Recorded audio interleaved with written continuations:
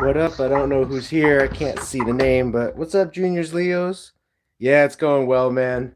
I'm a little tired. Been like streaming 5 days in a row and then still doing all the taking care of the social media, taking care of all the reptiles, and then obviously, regular life and everything. But business pretty much is life, at this point, and I'm okay with that. I've asked myself the question like, is this the life that I want to pursue? And it is. I enjoy the reptiles. I enjoy helping people in the reptile hobby. So you can see this guy. This will be the second time we're hitting this guy's food bowl. This girl, I should say, she ate everything. So because there's some mealworm poo and stuff, we're going to give her some fresh supplement. But if there was no mealworm poo, I would just dump new mealworms in there and it'd be fine. And honestly, I could probably dump mealworms in there for her and it'd be fine. But I'll be a good example for you guys today. Let's see. What's up, Crescent? Estevan? Oh, some babies. I'm going to be cleaning, and I'm actually going to be getting to the babies here in a little bit. But we're going to be cleaning all of these. Well, not all, but this row of adults, this row of adults. And then behind me, we'll be cleaning those babies. And the Coleonyx is there. So, Maga Nagumaga, good morning from the Philippines, Jesse. Pretty cool. Yeah, thanks for checking in, Serena. I'll probably be on tonight, maybe like an hour and a half. And then and then I'm gonna get to some breeding after that because I'll be back later. Have fun. Love your content. Thanks so much, Serena. Jordan. Yeah, thanks for just tuning in and checking in. I appreciate that so much. We will do what we can. Wow, that really changed the whole resolution there. Let's see. Oh, there we go. It's a wider resolution so you can kind of see what I'm doing. So this girl, she's one of our girls that actually has not ovulated yet. I would say like 90% of our girls have already ovulated and bred, but this girl hasn't. So I checked her right now. She's currently still not ovulating, so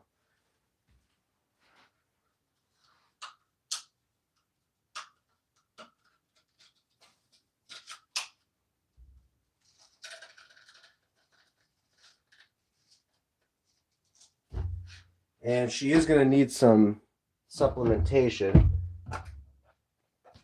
And just to kind of show you what we do with the supplements, heck yeah, I feels the struggle with time, especially during breeding season. Yeah, for sure, man. Leopard geckos is a little bit different than ball pythons. Ball pythons, you just put them together and leave.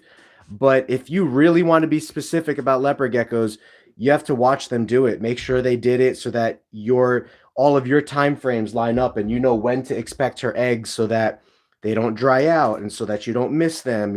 So it is a little bit of work on a large scale. Any advice for an ovulating female gecko that doesn't want to breed? That unidentified is being a bit iffy. So if you're 100% sure that the female is ovulating,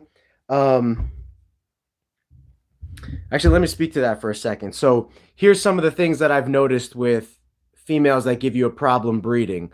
Most of the time they don't, but sometimes certain females will. There's a couple different reasons, right? Not every reason is going to apply to you. So kind of select the reason that you think that you deduct is probably the answer and go with that. As long as all of her care needs are met, proper temperature, proper calcium, proper food and husbandry and all of that. Here's what I've noticed this year. Some females just need to be dominated by a male. So if you pair a female that's kind of iffy and you pair her with a male that is not that vigorous, she will kind of pass him up. She will, just kind of, if he attempts, you know what I mean? It's kind of like, it's kind of like the girls, it's kind of like the girls that like the bad boys, right? If you're, and this was me, I was always so nice trying to date girls, right? Trying to be a nice guy and got rejected so many times. If you're nice, some girls don't like that, right? Like and it's the same with leopard geckos, especially with leopard geckos, because their biological senses are telling them, hey, I want the strongest, I want the fittest genes. You know what I mean? The DNA and everything like that. So what I noticed is if you have a female leopard gecko that's kind of iffy, try to find a male for her that is really vigorous. And I know that kind of stinks, right? Because even I myself, when I put together my breeding list at the beginning of the season, I have to put a couple of males in backup in case one male doesn't work. So try multiple males. In addition to that, make sure try a male that is for sure the same species. Now, here's what I mean by that. We have Afghanicus females here, we have Turkmenicus females here, and Fasciolatus females. I've had problems with all three of those species. So the species of leopard gecko that the hobby mainly works with is Macularis. But because we want to clean up the Macularis bloodline, we want to put the Macularis bloodline in combination with Turkmenicus, Fasciolatus, and Afghanicus. Sometimes those interbreed no problem. But here's what I noticed. For the last month, I tried to interbreed Afghanicus, Turkmenicus, and Fasciolatus with Macularis. You know, with a Black Knight, with Turkmenicus Lemon Frost, and it didn't work for a month. And guess what? Last night I tried again. I tried Macularis to Afghanicus, Macularis to Fasciolatus, Macularis to Turkmenicus, and it didn't work. Right after that, I paired the girl with the same species that she is. So I paired I paired a Fasciolatus male to a Fasciolatus girl, locked up right away. Paired a Turkmenicus male to a Turkmenicus girl, locked up right away. When those girls, the Turkmenicus girl and the Fasciolatus girl, they were rejecting Macularis males, a bunch of different kind of Macularis males for the last 4 to 5 weeks. That being said, I did have an Afghanicus girl last night reject her own Afghanicus male. So sometimes, here's the two things that I'm getting at. Number one, if you're having struggle with a female breeding a specific male, try to pair her with other males. And if that doesn't work, pair her with a very dominant male, a male that always goes right after the females, is very vigorous to breed, and see what happens. If it doesn't work after that, just keep trying day after day, week after week. There's really no like magical answer of what is going to work, as long as all of her husbandry needs are met, heat, food, you know, shelter, all of that. Also, caveat point to that, if you are working with subspecies, try to breed the same species together. So our giant male is very dominant with her. He attempted 3 times and then she just, yeah, try a different male, Crescent. Or try to repair that female, which I'm sure you have been. Keep trying, keep at it. Sometimes it takes me weeks to get a female to breed. Zachary Myers, I wanted to thank you for your videos on morph genetics and setup. I'm getting my first leopard gecko this Saturday from a breeder, and I built the shelf you DIY'd to fit my 2 corn snakes as well. Very cool. That is awesome. Yeah, corn snakes, ball pythons, leopard geckos, they all fit in like that same shelving system. So it's really, really cool. Some of our ball python racks that are a little bit bigger than, you know, these tubs, in the future, we're going to convert those ball python tubs, which are bigger, into breeding groups for leopard geckos, like large breeding groups. How about a male gecko that is interested in a female, but seems like it doesn't know to put it in? My guy be biting the neck. So if you leave them together long enough, 9.9 times out of 10, the male is going to accomplish what he needs to. If he doesn't, for whatever reason, maybe he just needs a little bit more practice. You're right. Some males are better than other males. It just is that way. Try again on a different day. So I'm going to try to get some cleaning stuff accomplished here. Here's what I'm doing right now, guys. I need to make more vitamin powder mix. So I'll show you how we do it. You take 3 scoops of the Vionate vitamin powder for pets. 3 scoops. This one's almost empty. Just like that. 1. You could use whatever size measuring, whatever size measuring thing you need to. 1, 2, 3. Okay, so that's 3. Just for time's sake, I'm only going to do 3 right now. You could do 6, you could do 9 or whatever. And this is a brand new osteoform calcium that I got. They normally come with their own little scooper, but I don't ever use this little scooper for anything, so I'm just gonna throw it away. Sorry, maybe I should recycle that. And 1 scoop of Osteoform SA. So 3 scoops of Vionate vitamin powder for pets and 1 scoop of Osteoform calcium.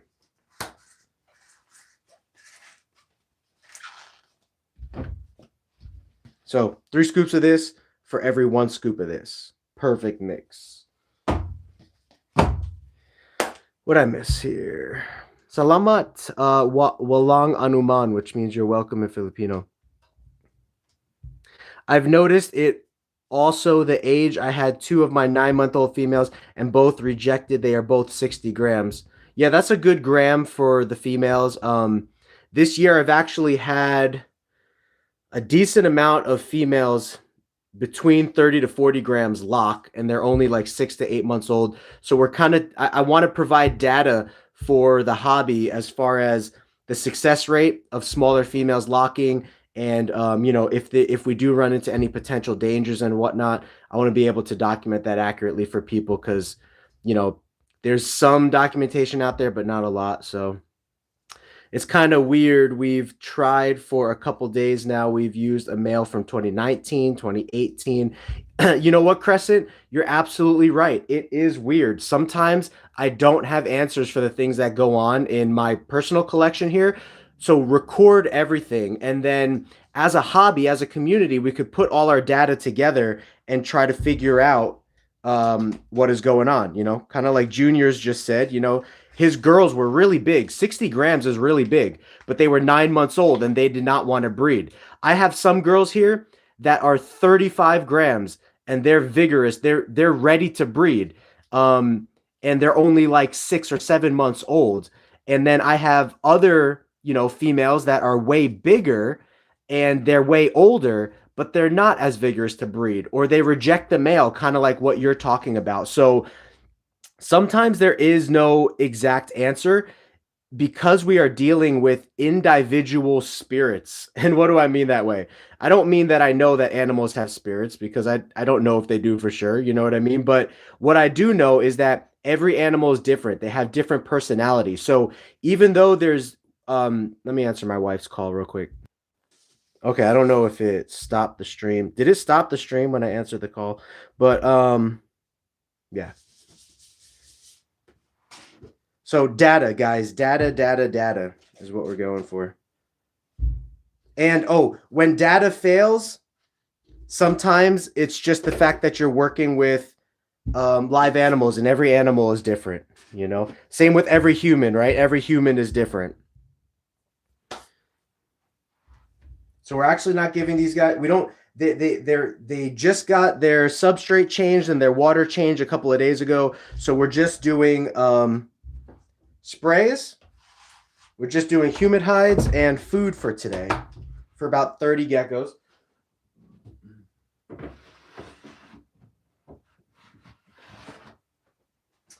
This is another female. So here's a really weird thing that happened with this female Crescent.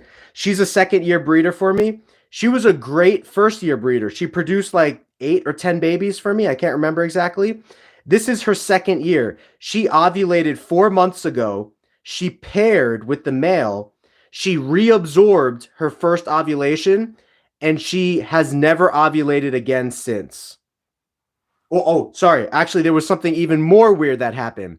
About 3 months of her, after about 3 months of her not having any ovulations, she ovulated 1 time, and then she has not ovulated for the past month or month and a half. So some weird stuff happens, but when you document it, you know, at least that gives us a fighting chance, a better chance of trying to understand these creatures. But my best answer, just like your name, Crescent Creatures Cafe, they are creatures, right?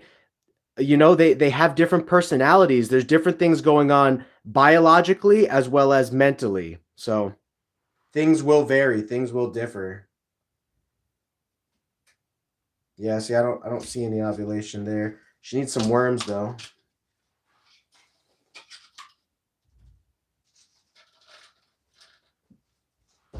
That's about as many worms as we give them twice a week. If they eat all of that the first time, I'll give them the same amount.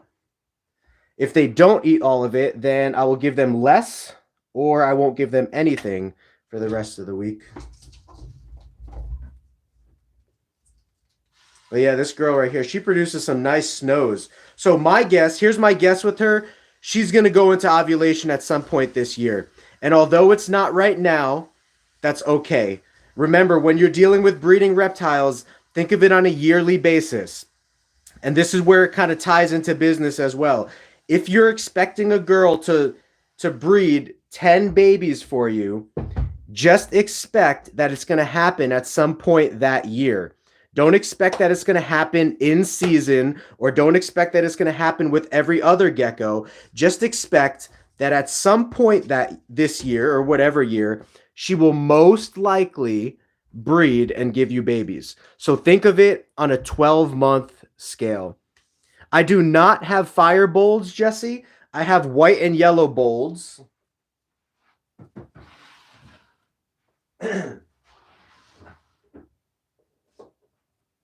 So this is my specific line of white and yellow bolds. I love it. It's like, this is a white and yellow gecko, which decreases the pattern, increases the brightness, and so you could see that it has two very fine and clean looking stripes. This is a male, and he's been breeding to some other females that we have that are also pinstripe, as I put it, pinstripe bold stripes. We have some bold stripes that are thicker and some that are thinner like this, for whatever people want, you know, but I like this project. This is the pinstripe project.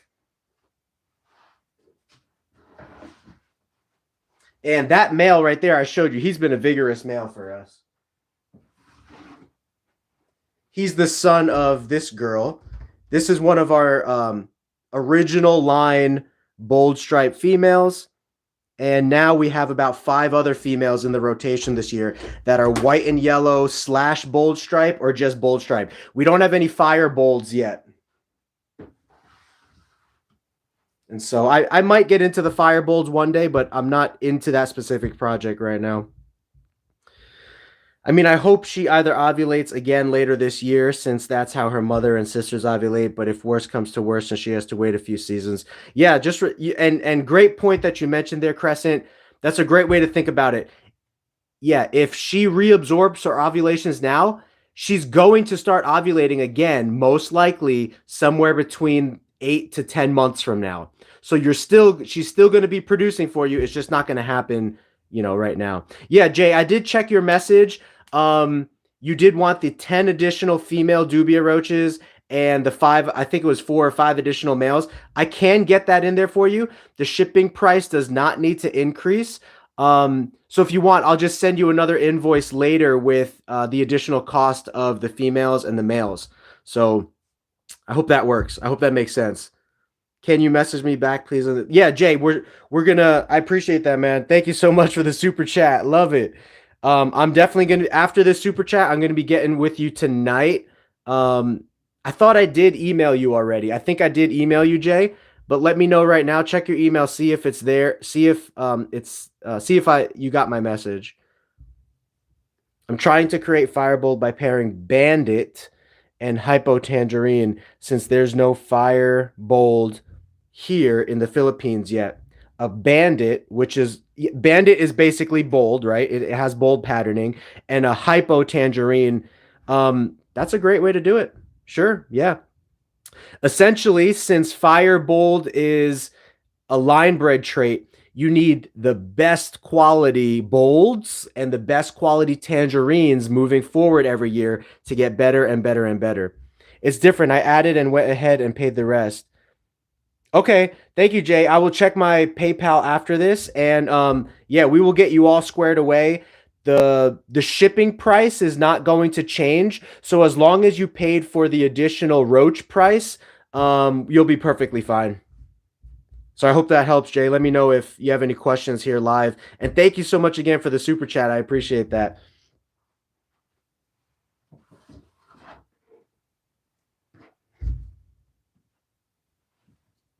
So sometimes when I don't want to, when I'm just checking on them real quick, I don't lock the lids, and this little gecko she knocked the lid off. Now this gecko is actually a great representation of genetic defect that I can show you. So let me see here.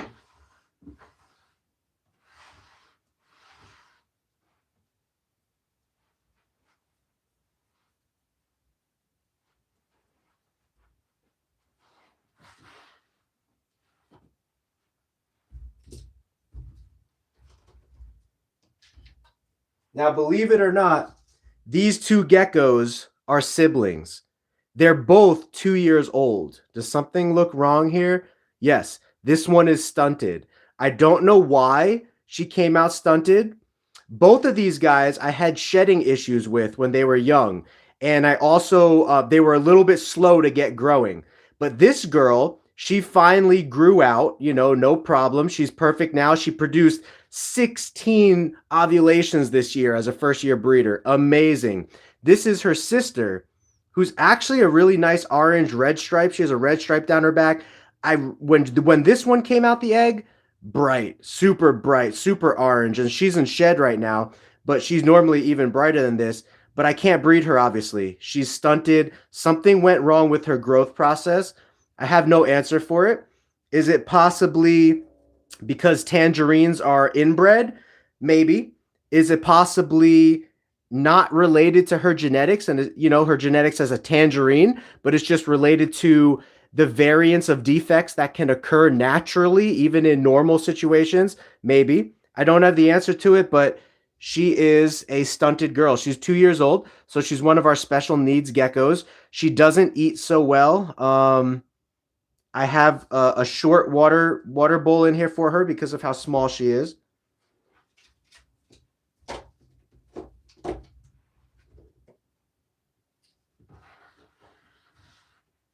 Gonna get her some fresh water real quick since she's special needs.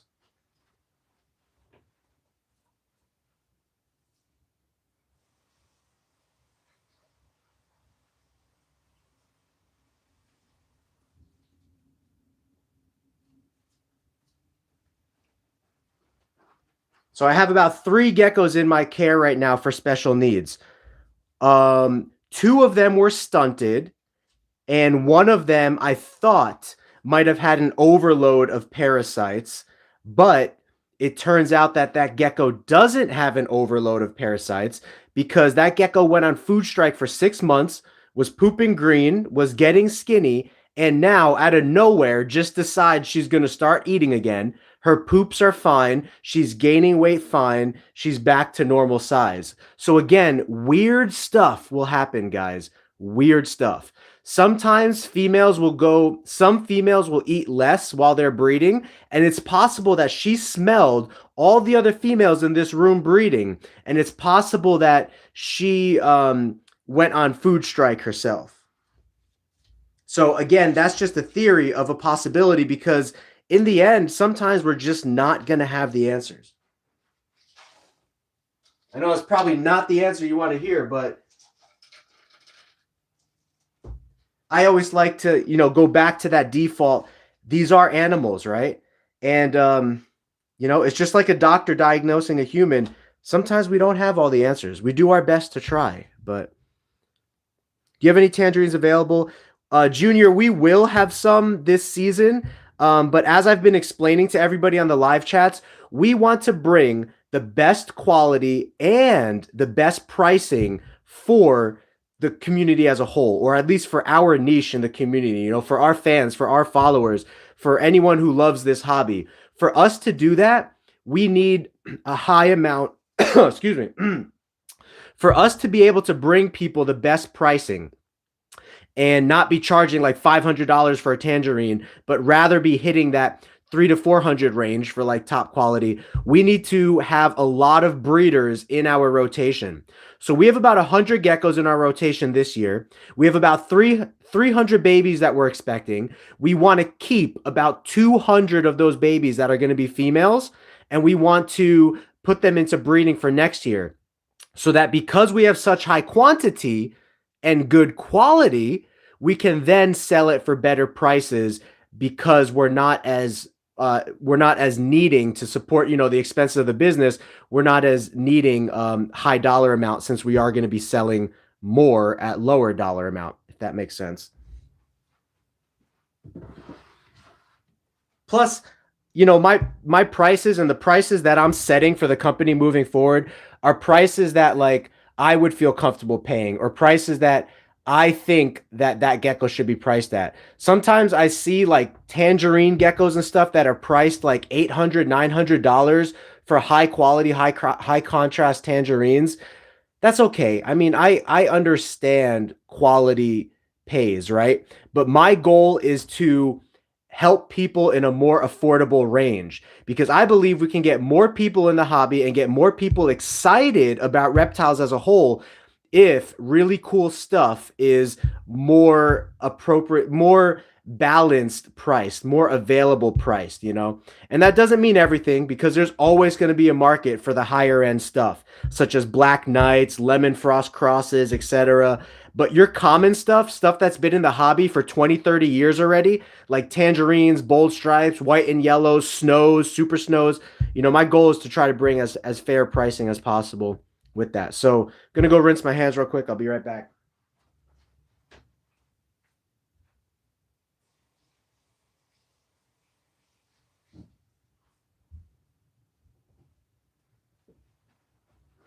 And guys, we're also doing a lot of giveaways from now into the future. We are going to be doing tons of giveaways. I'm thinking we'll do some giveaways on live chat every now and then. You know, I might be like, okay, everyone who donates X amount of money for this live chat, and in the comment you write, this is for the auction, or this is for the giveaway. Let's say we're giving away $100 gecko or $200 gecko. In the super chat, everybody who buys their lottery ticket, so to speak, we'll spin the wheel at the end of the super chat, and somebody's gonna win that gecko. You know, so we'll do fun stuff like that. But if you want to get involved in some of our early giveaways now, visit our patreon.com /GeekyGeckoCreations. We now have a Patreon where we're giving away merchandise, dubia roaches, and also geckos on a monthly basis, a quarterly basis, every 6 months, and every 12 months. And if you don't know about dubia roaches, pet stores need them like crazy. It's one of the ways that our business makes money, is we sell dubia roaches to pet stores and to anyone in need. It's a great way to keep your business afloat, make some extra money for your hobby specifically in your business. And if you want to buy a starter kit right now for $50 and you just let it grow, just feed those roaches, don't feed them to any of your animals, just take care of them, let them grow. That colony will be worth hundreds or thousands a month in dubia roach babies that you could sell to local pet shops, because local pet shops always need them. So I paid for 14 females and okay, so yeah, Jay, so you paid for 14 more females and 6 more males. See, that's Jay. He's buying some dubia roach. He's getting our dubia roach deluxe kit, which is like 20 to 30. He's getting like 20 to 30 females. He's really getting it rocking and rolling, which is cool. What are your thoughts on the Phoenix Reptile Expo? I will be going. We've considered going and possibly selling.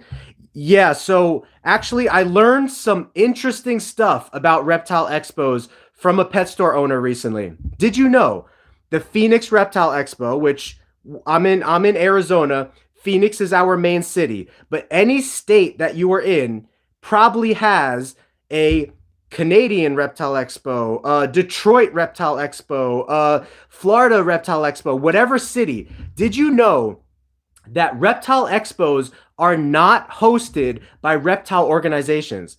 They're hosted by private owners that buy out a venue. Now, what does that mean? What's the significance of that?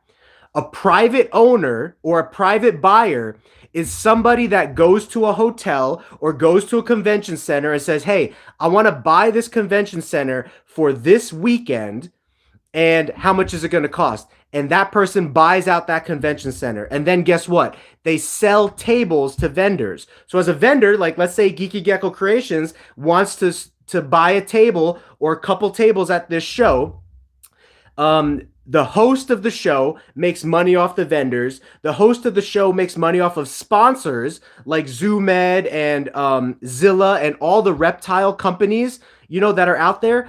I thought it was those companies that are putting on the show so that it's like a well-balanced, nice community atmosphere. Well, guess what I found out? It's not. It's individuals that are buying those venues. Do you know the significance of that? That means that each of those shows, because they're owned and hosted by individuals, it's subjected to that individual's specific desires.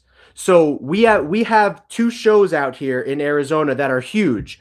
One at the same venue. They're at the same place. They're at the Mesa Convention Center. One of the shows is hosted by one owner. The other show is hosted by another owner. I just found out recently that there's beef between these two owners. And if you as a reptile vendor want to vend at both of those shows, you can't. Because if you do it at one of them, the owner won't let you come back the next year. If you do it at both of them, you have to choose one show or the other because there's personal beef behind the scenes of the people that are renting the venues. That's not right, in my opinion. I mean, I understand business is business, but I would have hoped that there would have been reptile organizations that are actually hosting these shows, not just individuals. Organizations that actually care about the growth of and connection of the community. But apparently, you know, it comes down to money in the end sometimes. But I feel stupid. I just realized the reason the video was blurry was because I didn't fix the quality.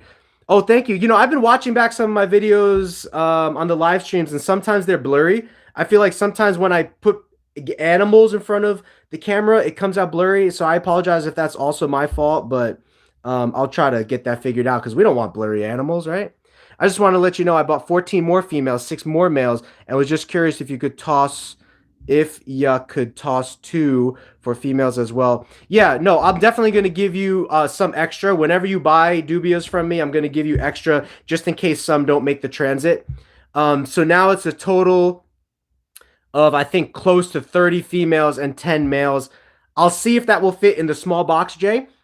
I'm pretty sure I could get it to fit in the small box. If I can't, then we will just upgrade the size of the box, and it might cost like an extra $5 or something, but I probably won't even have you worry about that if I have to, because you've been so gracious with super chats and just being a supportive member of our community here. If I need to upgrade the shipping size box, I won't charge you for that. I've been told to be cautious with expos and that typically sick animals are usually sold. I am going to my first expo at the end of this month. Yeah, so Kristen, do your research on the vendors. Before you go to that show, you will see what vendors are going to that show. For example, let's say you look at the list and you see GeekyGeckoCreations is going to be at that show.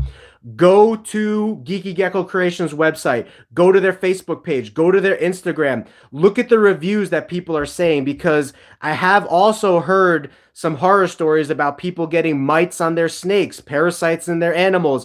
You know why? Because it's hosted by owners that just want to make money off the venue. It's not actually hosted by reptile organizations that care about the health, wellness, and safety of the animals. So anybody, and I mean anybody with a tax identification number, can go host at those shows. And some shows don't even require a business tax identification number. So that just shows you could have anybody hosting at those shows with anything in those animals. So be careful. Research your vendors ahead of time. 9 out of 10 vendors are going to be perfectly fine. I hope I don't scare you. Reptile shows are great. Reptile shows are fabulous. We are going to be vending reptile shows one day. It's a great way to connect with others, get decent pricing, not have to pay for shipping, get connected with breeders in your local area, all of that. But 1 out of every 1 out of every 10 or 1 out of every 20, you're going to find some bad apples. And I just want, you to be aware of that. I live in New Hampshire. Could you ship to me? I can, but there's something going on with shipping and FedEx right now, where FedEx right now is behind a couple of weeks. Some of their animals are getting delayed. Some of their animals are dying in transit. So it's very important for breeders to be aware of that right now. And so personally, here at Geeky Gecko Creations, we are not going to ship for at least 2 to 3 weeks any animals, and then we're going to reanalyze where the shipping process is right now. It all came from there was a huge storm that hit one of the cities where the main sorting facility is. If you know anything about how reptiles ship, I'm in Arizona. If I want to ship to you in New Hampshire, FedEx is going to take my package at night. They're going to fly it to one of their main sorting facilities. Like their main sorting facility, one of them is in Memphis, Tennessee. There was a big snowstorm in Memphis, Tennessee, and everything got delayed. Everything got stuck. There was animals there that did not get to their destination for weeks. Some animals made it. Some animals were dead on arrival. Horrible stuff. They're still catching up from those delays right now. So I would love to see you guys at an expo on the East Coast one day, hopefully. Fun fact, Kristen. 2 fun facts. I know I already told you one of these. My sister's name is spelled Kristen because I know there's, it's usually Tin. So I always look for the Ten ones because that's special. And number 2, we are from the East Coast. Me and my family, we came from New Jersey. So I would love to vend back over there again one day if I can. Here's Fuega in some horrible lighting, but she is our most orange female, and she has a red stripe down her back. Red stripe means that, do you see that stripe going down her back? There is a red line on one side and a red line on the other side. Red stripe is a mutation that seems to spontaneously pop up in some tangerine leopard geckos. We don't really, I was just talking to a big breeder about this the other day. I asked him where did the red stripe actually come from, and I don't believe he gave me an answer. No one really knows, but it is a pretty cool combination trait that seems to spontaneously pop up in some babies.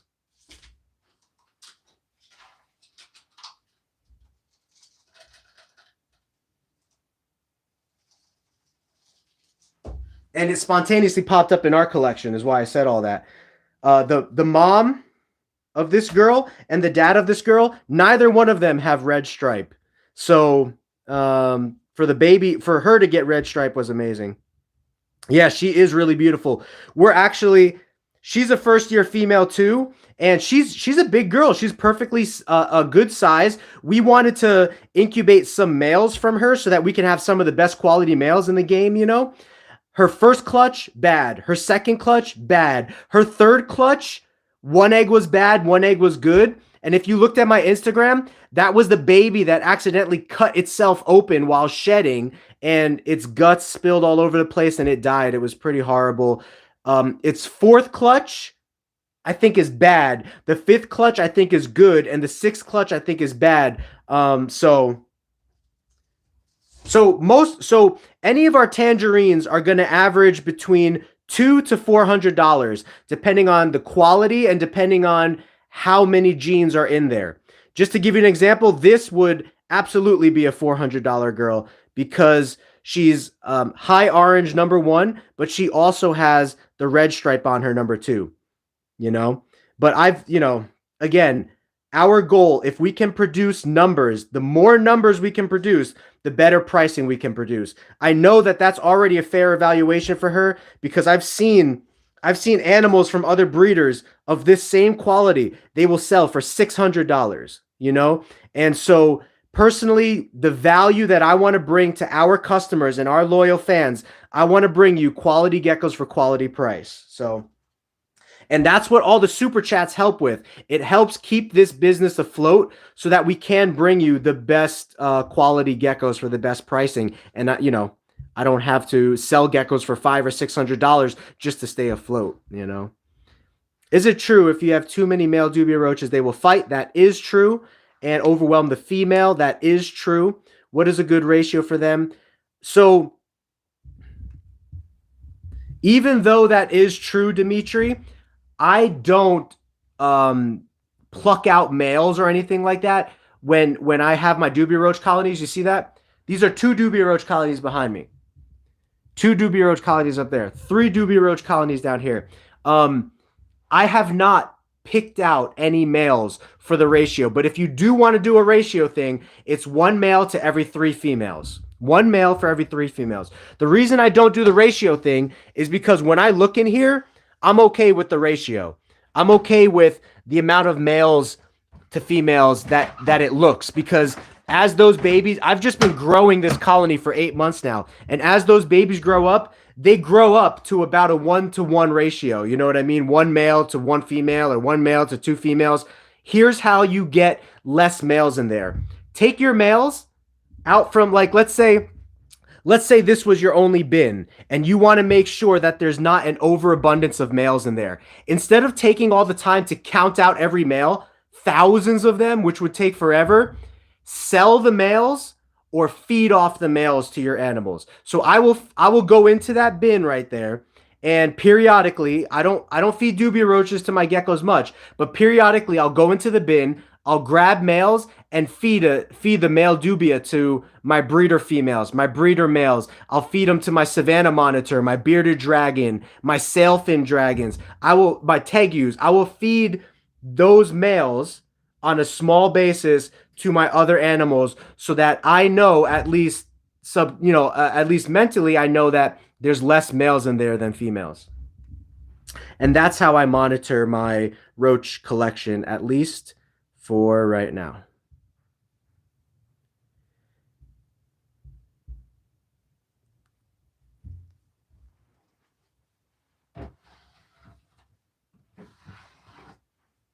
Here's one of our cool super snows.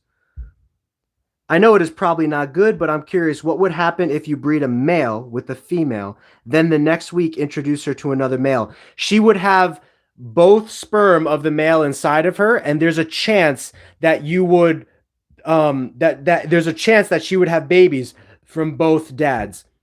This is much more common with ball pythons than it is with leopard geckos.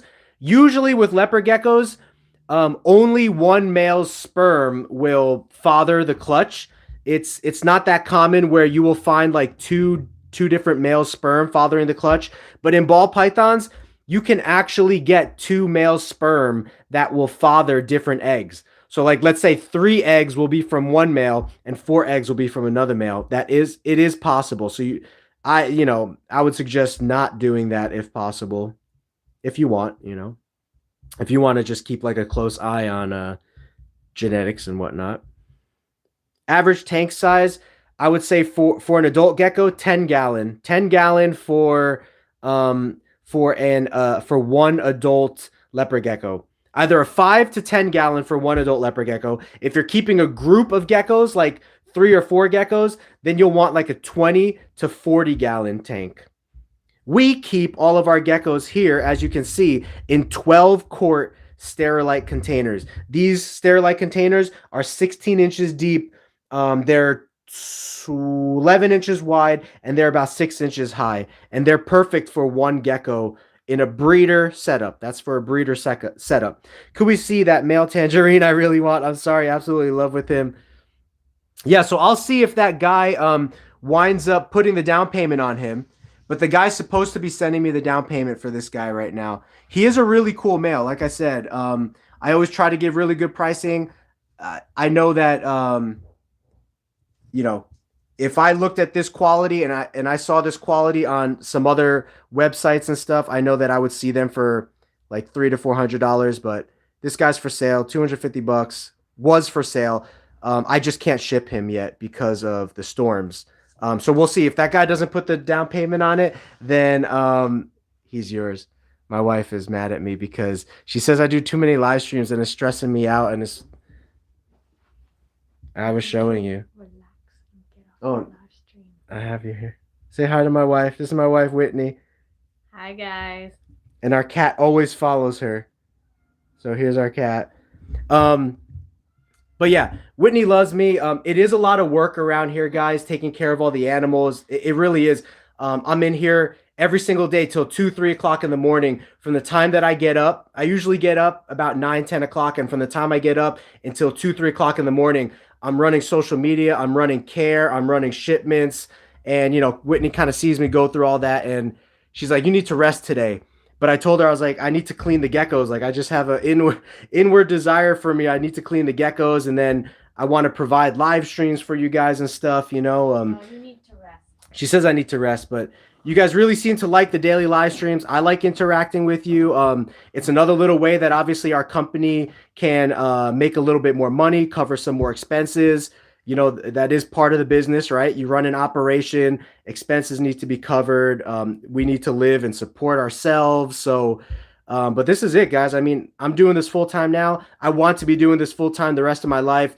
I want to create Jurassic Park. If I haven't told any of you guys who are watching right now, our visionary goal is Jurassic Park. So that what Ty Park is doing in Florida, where he's building iguana land, where you can go and interact with 5-foot iguanas, 20-foot reticulated pythons. You can see his breeding setup and facility. We want to do that here, but on the West Coast in Arizona. And I don't know if I can legally name it Jurassic Park, but I want to name it something close to that, something cool to that. So give me 1 second, Dimitri, and I'm going to get to you. I just want to... Super Snows, guys, one of my favorite. Cannot go wrong with a good Super Snow. Amazing. Great. If anybody ever asked me, what morph would you recommend me starting with? I would either say Tangerine or Super Snow. And then as you grow, introduce, I would say albino and white and yellow as you grow. But that's just my personal spiel on the matter. But the reason that snows are so cool is because one copy makes one genetic alteration. It makes the gecko look a certain way.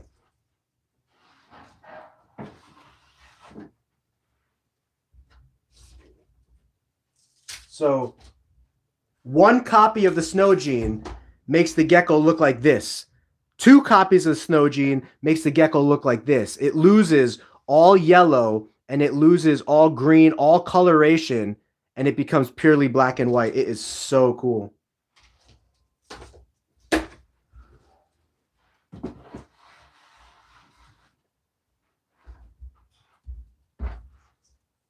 So I know I got some questions. Let me just get this guy some food here.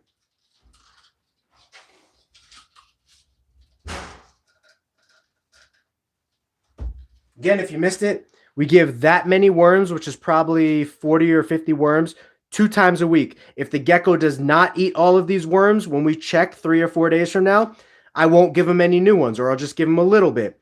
If he does eat all the worms, I'll give him the same amount. Or more, especially if it's a female.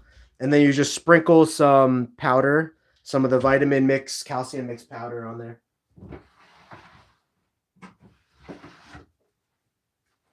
Here's another small, young Tangerine girl that she bred for us, but her first clutch was, I think she reabsorbed her first clutch. I have to look at the data. Good idea. When I have too many adult male doobie, I'll throw them to my bearded dragon. He ate 7 males 2 days ago. Yes, exactly, Dimitri. Kristen, what are your favorite morphs that you typically breed, or do you just stick with tangerines? Tangerine is one of my favorites. I would probably say white and yellow would be another favorite of mine. White and yellow is a genetic mutation that enhances the color of the gecko. So if your gecko is orange, it will brighten your orange. If your gecko is green, it will brighten the greens. And you can see this guy kind of has, like, the lighting's really bad, but he kind of has green hues. He's a very bright yellow. White and yellow is an incomplete dominant trait, meaning that if you breed this to a tangerine, half the babies will be white and yellow, 50%, which is a really cool way of doing genetics.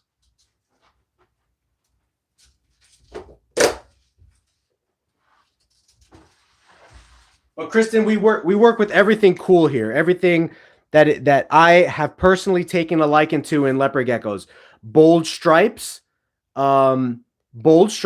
tangerines, snows, blizzards, and that includes like Diablo Blanco. You know, it includes combinations of all these genes. We also work with lemon frost crosses, which is a project we're working on, and deep, dark, and rich black knights right now.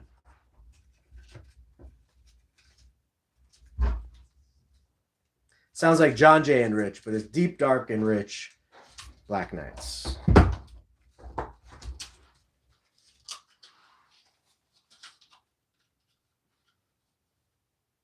That's interesting. So, I don't think you guys just saw that, but this girl just laid 2 bad eggs in her food bowl. When I dumped her food bowl right now, there was 2 bad eggs in there. So let me record that in the data sheet. Everything must be recorded. And this is another thing that takes time, guys. When you're dealing with hundreds of animals, you're dealing with thousands of data points, you know? And so I spend a lot of time throughout the day making sure my data points are accurate before I enter them into the computer. See, all of this needs to be entered into the computer. All of that cross-off stuff already did. So this is our lays section, geckos that have laid. She laid, and I'm just gonna write down what it was. So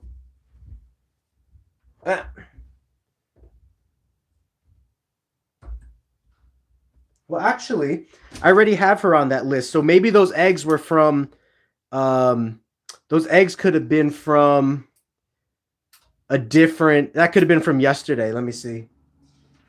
Too good. Okay, that was probably this. Those 2 eggs were probably in the garbage can from yesterday. This Tangerine girl, she was nicknamed Green because she's got some green coloration to her. She laid 2 dry eggs outside of her lay box. You see how I documented that? And I will put that into the computer so that every single data point of information for these girls is recorded.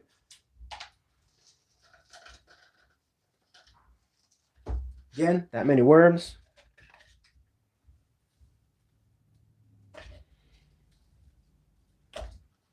Boom. And she's good for the next 4 days. Actually, it's going to be 3 days for her, but.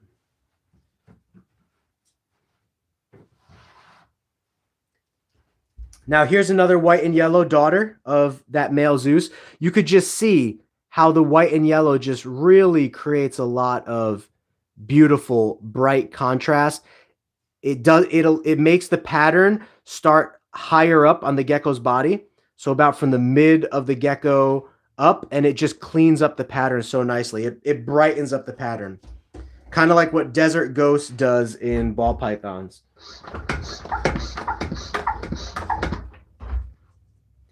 So you can't go wrong with white and yellow if your goal is brightness and pattern. But if you want a purely orange gecko, then if you mix a white and yellow to that gecko, it's going to make it kind of lighter instead of richer, instead of darker. So if you want Tangerine, then just focus on breeding Tangerine to Tangerine until one day you hit the most orange gecko and then breed that to a white and yellow. You'll create some of the coolest looking combos in the world.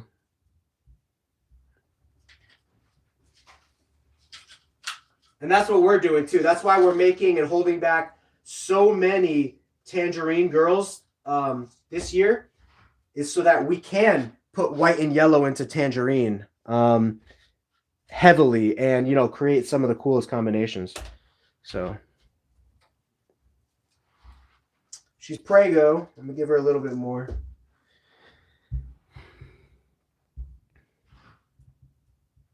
My leopard geckos each have their own tank and they are in 40-gallon breeders. So that's fine. Yeah, everyone has their different thoughts on what they want to give to your geckos. Give to your geckos what you want, guys. I'm just telling you, in a smaller tub, it works, but a bigger tub also works. So, but the live streams are so educational, laugh out loud, but mental health is important. Thank you, Crescent. Yeah, and I'm okay. I'm not going to spend too long on this live stream, probably another half hour max. So I appreciate that.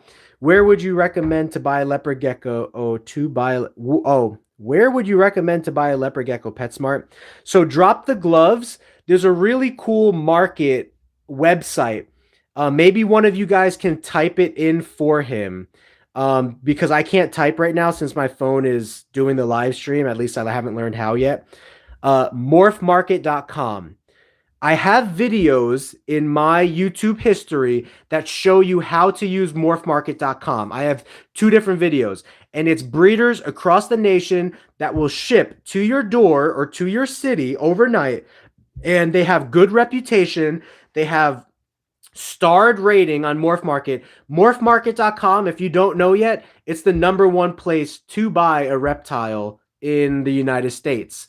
It's breeders that sign up for an account on this website, and you can look on the website and find every single animal that that breeder has listed. Thousands of animals. It's sort of like shopping for animals. It's really, really cool. But make sure you check out the breeder's rating system to see if that breeder is trustable. But most of them on there are. So drop the gloves. I say look in the local rep store. Yeah, Facebook. Some of my geckos, sometimes people are giving away. Sometimes people are getting out of the hobby, right? Like, let's say I was getting out of the hobby. I might put up a listing on Craigslist or Facebook reptile forums in my area saying, hey, I'm getting out of the hobby. Here's this, and this reptile for sale. And it could be great quality. I know Craigslist and Facebook, classified, sometimes they get a bad rap, but a lot of my geckos, this gecko, I'm biased because this is my gecko, but this is one of the nicest yellow and green and bright orange highlightings, white and yellow geckos that I've ever seen. And guess where I got them from? $50 from a good friend of mine now online on Craigslist. He was selling this gecko for $50, and I caught a great deal on him. His babies are going to be selling for at minimum $150. Him right now as a breeder, at minimum, he's worth $200. So it just shows you that you can find good deals on Craigslist and Facebook and OfferUp.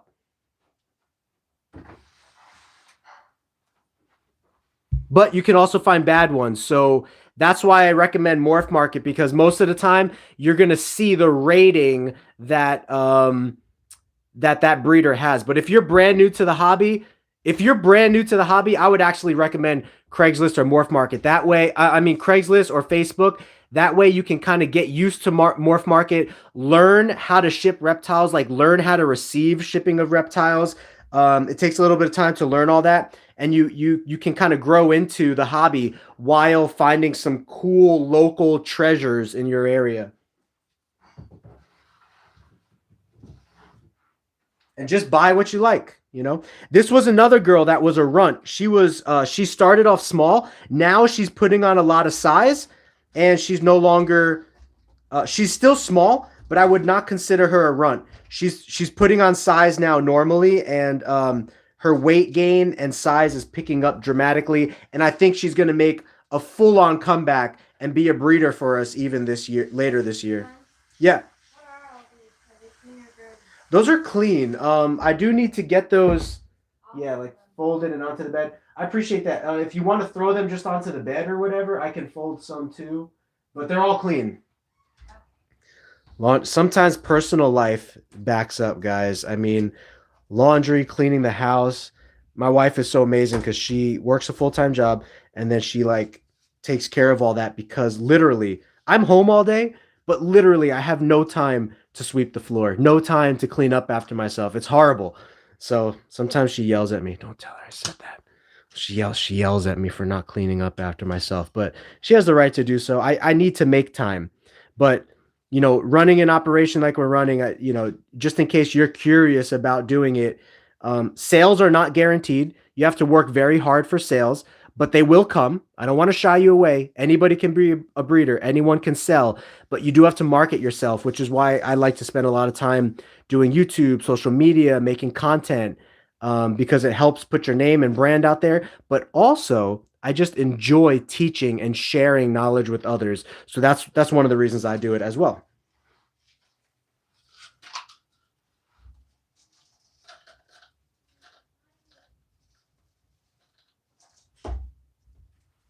So anyway, you couldn't see it right now, but I have 3 loads of laundry sitting on top of our washer dryer that I haven't even folded or hung up or anything. And that's my bad. That's not a good example of, the best.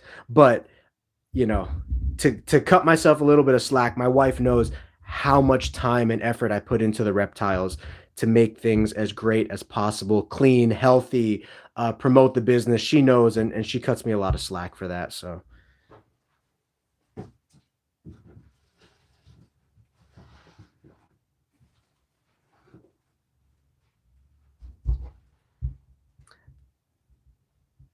Have an albino snow male and a female super snow will be together next season. Yeah, that's good. I'll be very excited to see your work with Black Knights. That has to be one of my favorite morphs.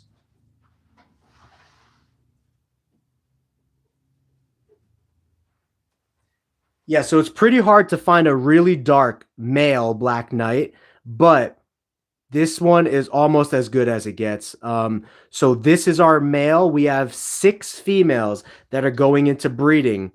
2 of them have already bred. 1 of them is too small. 3 of them have not yet ovulated. So this is another reason why. This is another thing to keep an eye out for. If you want Black Knights, a select small few amounts of breeders are now beginning to work with them more in the United States so that we can continue to refine this line, outcross this line, create different combinations and cool combinations so that we can provide it more available for the American market. Because until the last 3 years, it's mainly only been available in the Asian market and the European market because that's where these guys started. But this guy is an import. He was imported from the Europe-Asia market, as well as all 6 of the other dark Black Knight females that we have.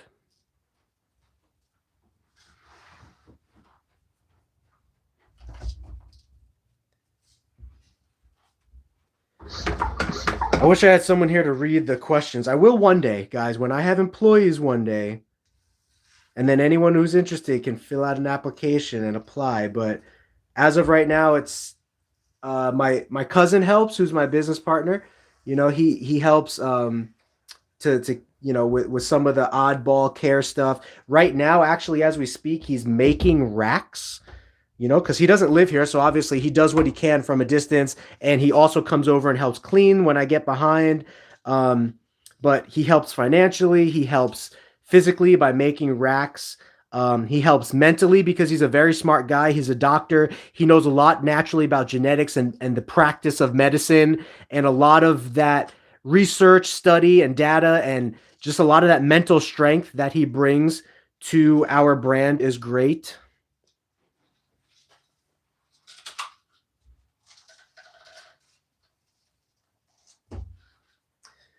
He's the one that pushes me to pursue the biggest dreams that I have for GeekyGeckoCreations, you know, so really cool.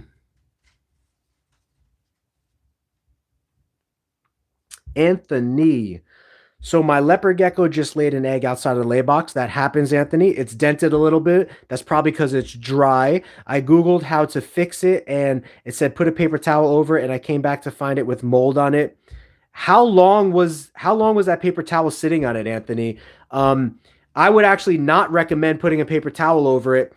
If you find a dry egg, sometimes those eggs are bad, meaning that there's no sperm in there, there's no embryo in there, there's nothing that's going to hatch. Sometimes those eggs that you find dry, put them into the incubator box like normal. Watch my video on how to incubate leopard gecko eggs. Go back into my history and watch it. I have a 40-minute video on it telling you everything that an egg needs. An egg needs heat, an egg needs air, and an egg needs humidity. At the time that you found that egg, it did not have humidity. And so you need to put it in a box with vermiculite, which is how you incubate leopard gecko eggs, perlite or vermiculite or some other moisture containing substrate, and you put it in that box and then put it into your incubator. Your incubator needs to be between 79 to 90 degrees, within that range, and you'll hatch out a gecko perfectly fine. So Anthony, I don't know if that egg is going to make it. Email me, GeekyGeckoCreations@gmail.com. Send me a picture. I'll take a look at the egg. But it's important that you watch my incubation video or you watch another video on incubation, because I don't have enough time in this one little segment to go over with you every single thing about incubation that you need to learn. But I have a 40-minute video on incubation. It will tell you everything you need to know and how to prepare an incubation box for the egg.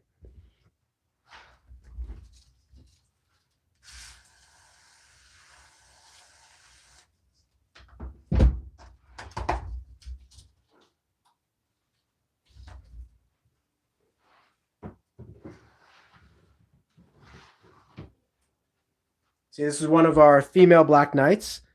She's not as dark as the male, but again, black knights have variants. So, like if we were to sell her babies, they would. Well, we're going to keep her baby. We're keeping all the babies back for now, so we can have a large project. But when we do sell babies, lighter color babies will go for less.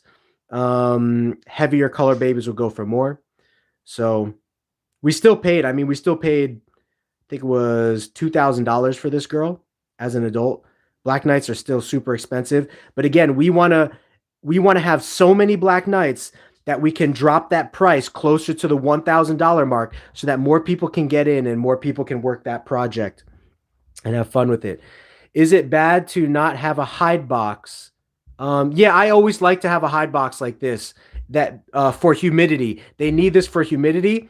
A little hole in the top, some eco earth. Our females have a simple tub with a mound of bedding. Simple tub with a mound of bedding to lay eggs in towards the back of their tub. They seem to like it. So, Crescent, as long as your geckos are shedding fine, the main purpose of a hide box is security and humidity. If you think the gecko feels secure enough in its current container, then yeah, hides are not that necessary. But usually hides help the geckos feel a little bit more secure. I will catch my geckos in their hides throughout 90% of the day. The other thing is humidity. It sounds like humidity is not a problem for you, because otherwise you would have had shedding issues. So because it doesn't sound like you've had shedding issues, it doesn't sound like humidity is an issue. But personally, I like having a hide box because the geckos always go into it. But I don't use a hide box for my ball pythons, if that means anything, because a tub is kind of like a hide box for them in a way, but they are bigger animals, you know what I mean? Versus leopard geckos are small, and these tubs are still kind of much bigger than their body size. Leopard geckos like to feel the sides of their hide. They like to feel the roof. They like to feel the floor. They like to feel the sides. At least it appears that way. They like these nice, tight little crevices, because that's what they would be doing in the wild. Their natural instinct is to burrow, to find rocks and crevices, to stay safe from predators. That's kind of their instinct. So, but I mean, it sounds like you're doing okay. But that's just my thoughts on it. Preferably with that mound, Crescent, you could just literally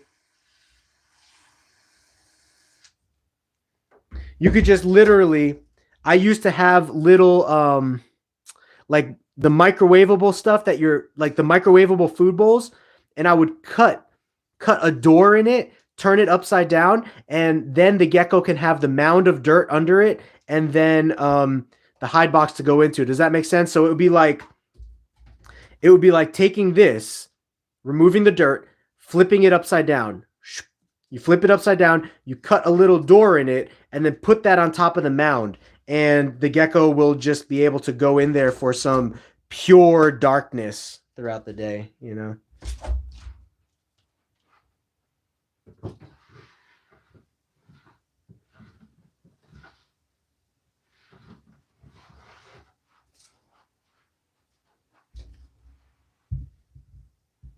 I have a white and yellow green Tangerine Tremper albino, 50% blood, 66% head. She's beautiful. Yeah, those are some good genetics.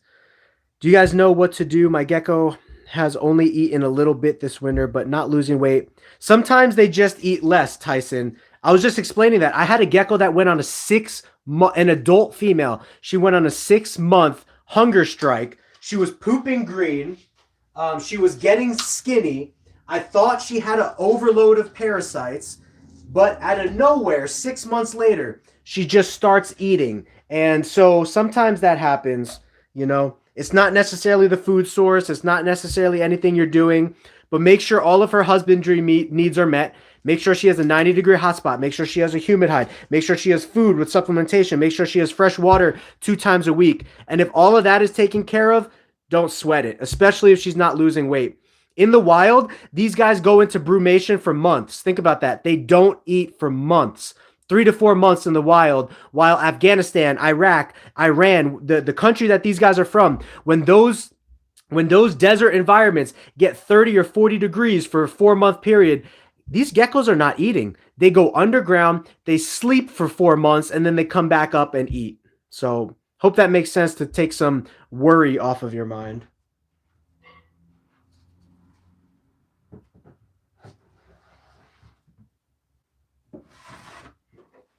Here's our Diablo Blanco female. She's awesome. She was a skinny little thing when we got her. Now she's a chunky monkey. But that's what you want in your breeder, girls. You want them chunky, like Madagascar. I like them big. I like them chunky.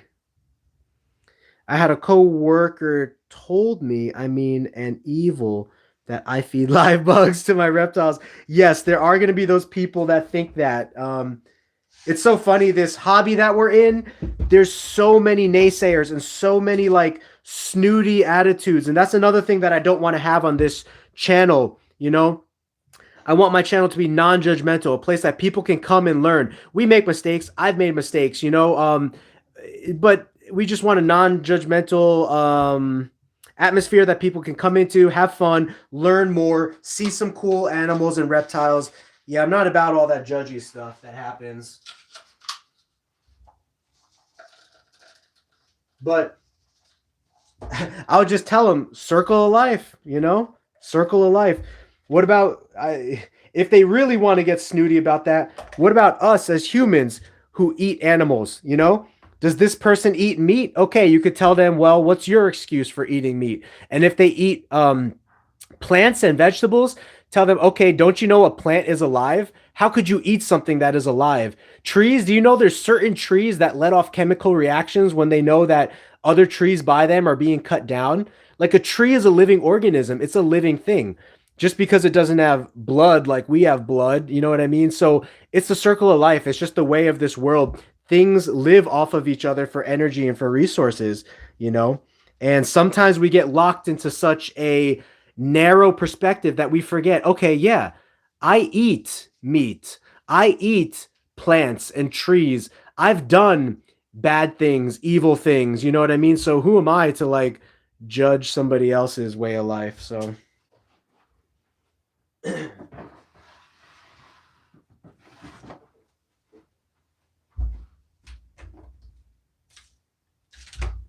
here's another bold stripe. Her stripes are not as clean. They're more kind of like jaggedy, you could see, but she's definitely a bold stripe. And, you know, we've bred her to other cleaner and finer line bold stripe males that we have here. And so we'll see what happens with our babies. Bold stripes are always exciting to hatch because sometimes when they pop out as babies, they're, you know, there's so many different variances. They could be like half striped or full striped, clean striped or thick striped or thin striped. There's so many variances, but they look really cool as babies. The stripes are so clean and so thin.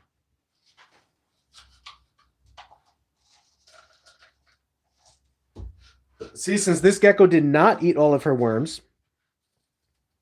I'll give her less, and then we'll check on her in 3 days. Again, every gecko gets checked on twice a week, and we'll see what happens.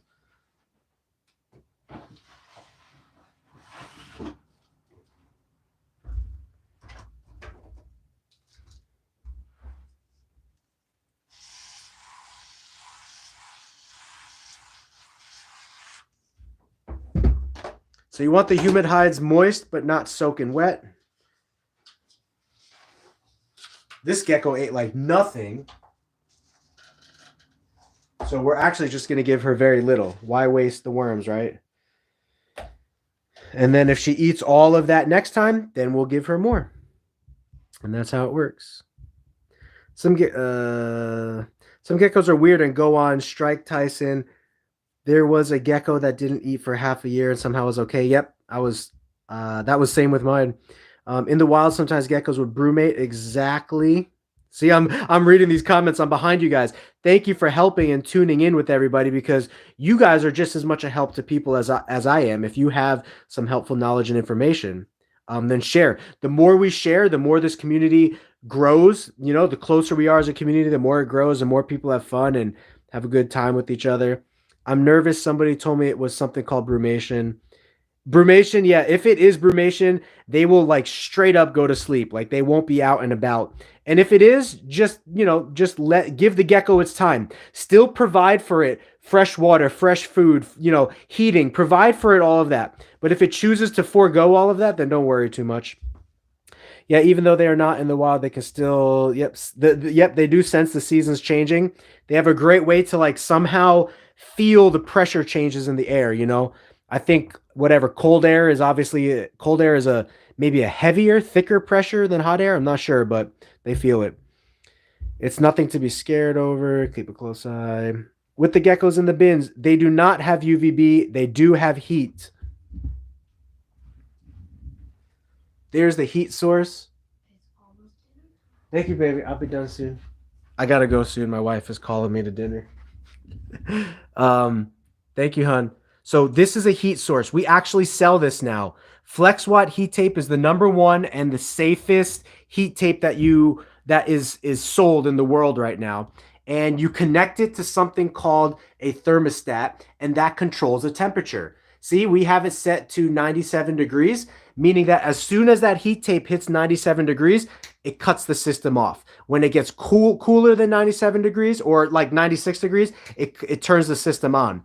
The reason we have it set higher to 97 is because when the heating element has to heat through the bottom of the tub, it takes a little bit extra oomph, a little bit extra heat to accomplish that. And so that's why we set it higher than 90. But you want a hotspot for your gecko of 90. Yeah, is good.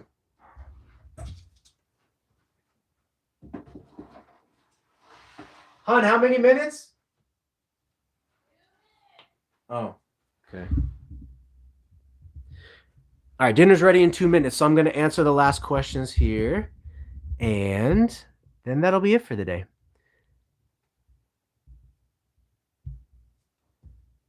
They've never had an issue with shedding, so that's good. Bedding is coconut fiber, which is good.